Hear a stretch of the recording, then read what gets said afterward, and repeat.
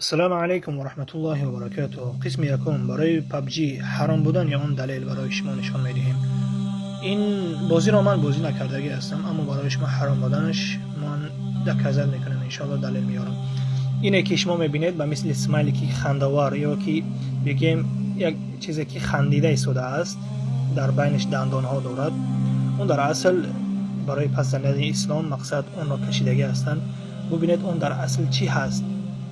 اونه که خندیده ایستاده است و دندان ها دارد، اون لبخند یعنی ماه است، ماه.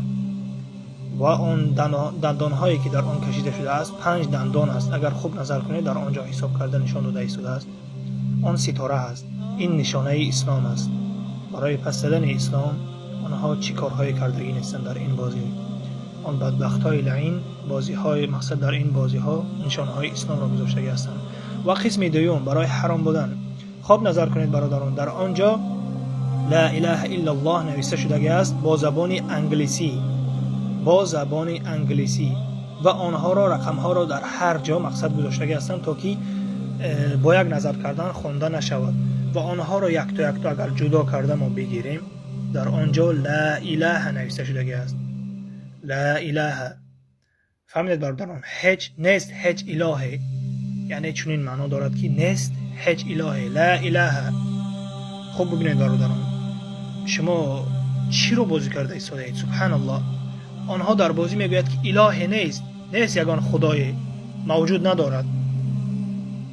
شما چرا این بازی رو بازی میکنید؟ سبحان الله، در تعجب هستم. قسم سوم رو نظر کنید برادران، برای حرام بودن قسم سوم رو نظر کنید. برای شما ما انشاءالله بسیار دکازت میکنیم، مقصد که تو که برایتون آشکار کنیم حرام بودن این رو. سبحان الله. خوب میبیاییم بر قسم سوم.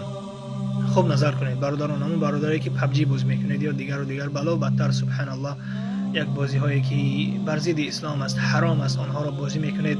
وقتی که بر شما میگویند که حرام است، شما آنها را مقصد اشنا میکنید، از مادر و از اپا و از زن و دیگر میگویید که اینها برای پرس موتور و برای پول و دیگر و بلا و بدتر چیکار میکنند؟ زنهای خود را نیز میگذارند و دیگر. اعوذ بالله. از الله بترسید، از آنی که مقصد یک انسان را تهمت میکنید.